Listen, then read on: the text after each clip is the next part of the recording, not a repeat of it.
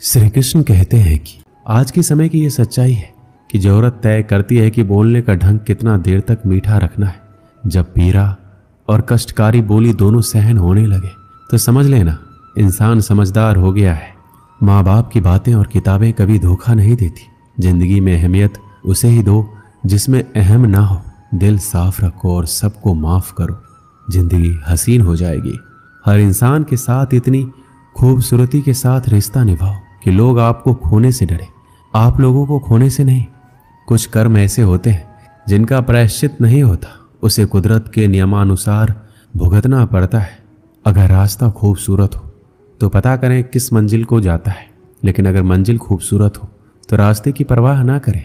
आपका स्वाभिमान अगर किसी को अभिमान लग रहा है तो बिल्कुल लगने दीजिए। जो 2 पल में बदल जाते हैं वह विचार नहीं, वहम कहलाते हैं। भरोसा जितना कीमती होता है, धोखा उतना ही महंगा हो जाता है।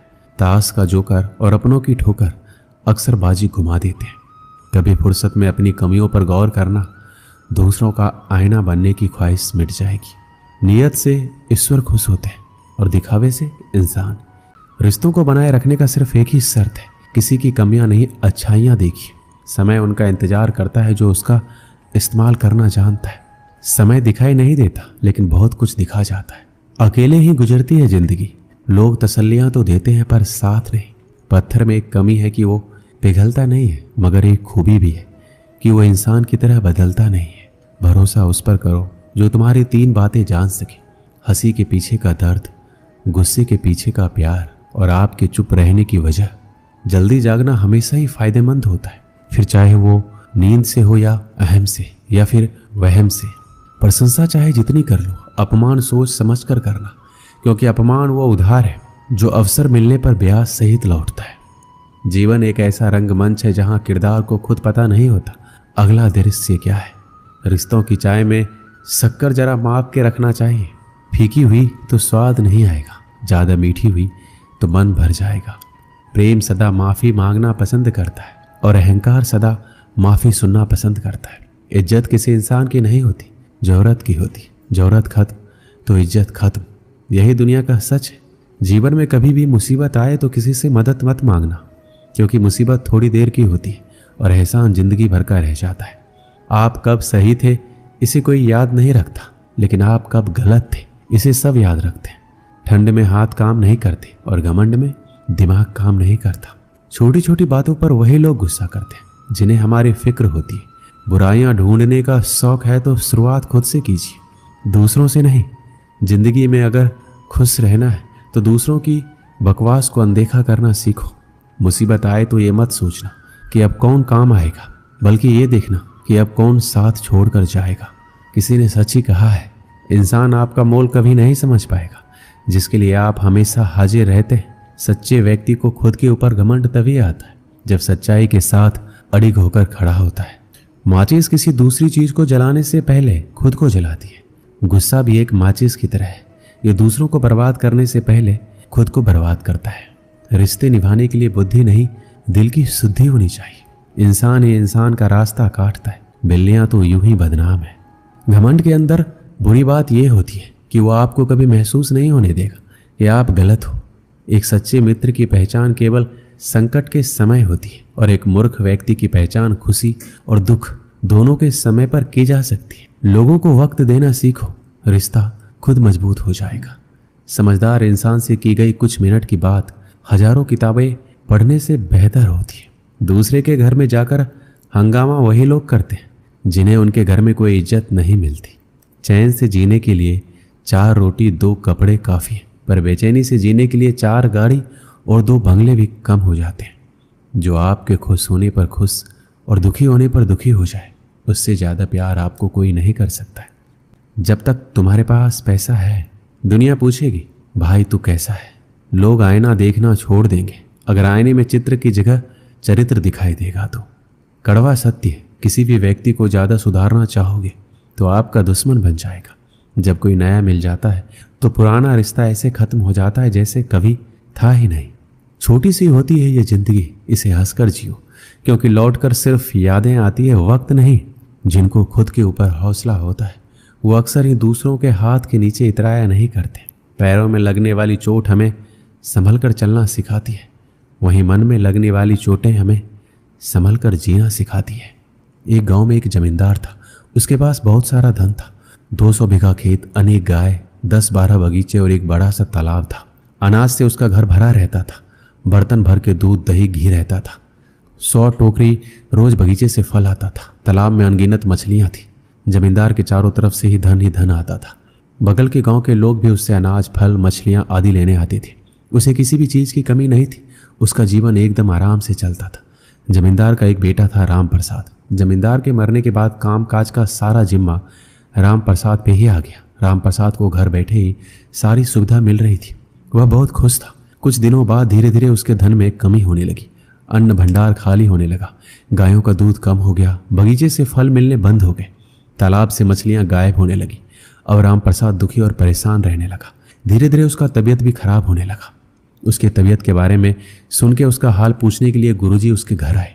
राम प्रसाद ने उनका बहुत अच्छे से स्वागत किया और सेवा में कोई कमी नहीं छोड़ा।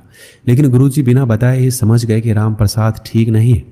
वह अंदर ही अंदर बहुत परेशान है और उसी की वजह से बीमार भी पड़ा हुआ है। फिर भी उन्होंने राम प्रसाद से पूछा, क्या हुआ राम प्रसाद, सब ठीक तो है?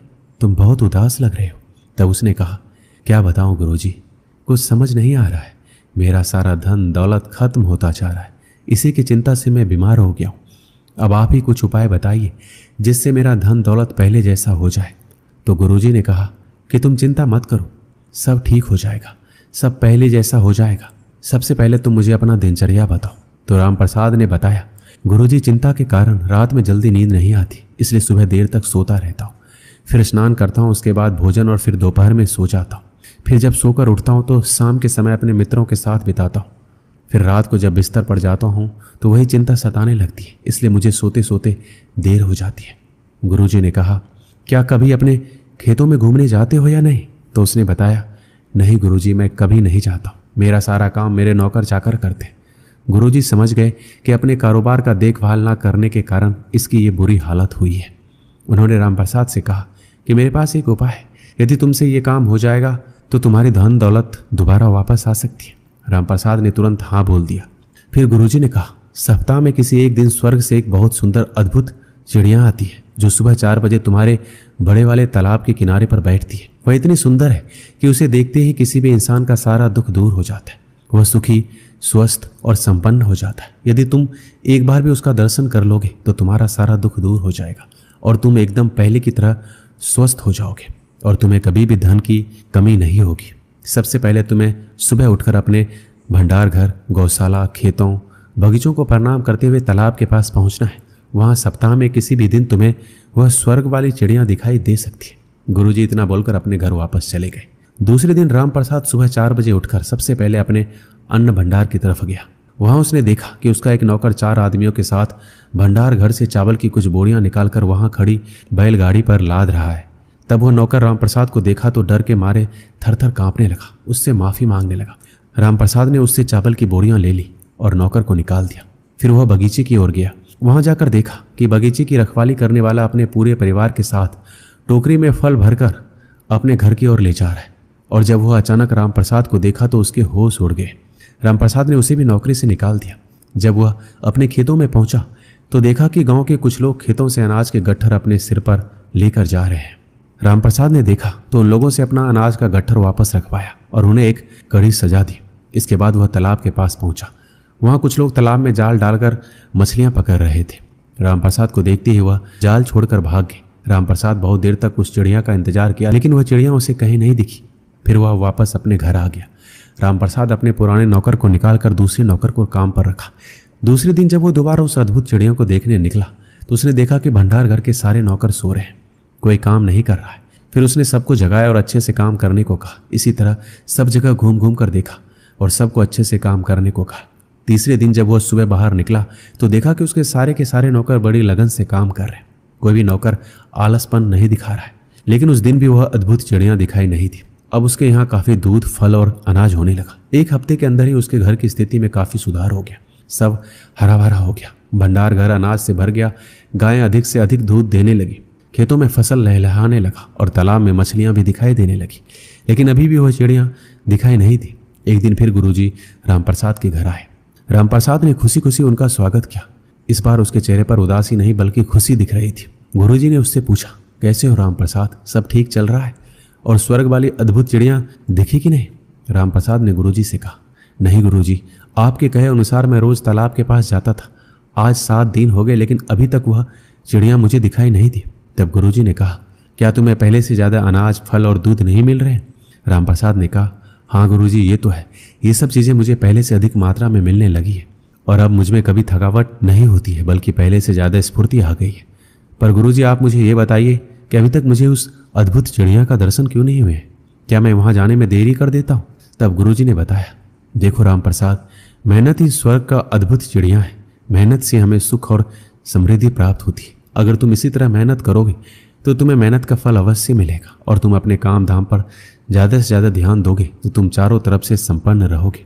कोई दुख बीमारी तुम्हारे पास नहीं आएगी और सुबह सुबह उठकर सूर्य की पहली किरण लेने से भी तुम्हारा शरीर स्वस्थ रहेगा और ऐसे ही धीरे धीरे तुम्हारे चेहरे पर चमक आ जाएगी।